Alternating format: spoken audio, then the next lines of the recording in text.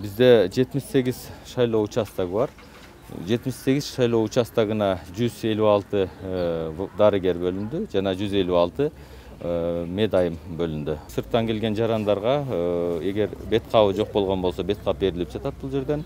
Андан сырткары ошол кирген жарандарга социалдык аралыкты сактоону эскертип атышат. Биздин кызматкерлер кошумча жана колду антисептик менен жууганга өздөрү да ошол жардам берип атышат. Бүгүнкү күндө Ош шаарындагы эпид кырдаал акыркы ошол апрель айларында бир аз күчөйө баштады.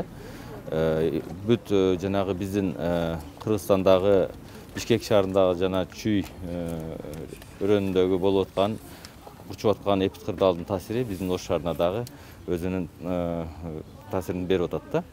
Эми көбүнчө биздеги аныкталып аткан ошол ковид илдетин ички миграция ташып атат.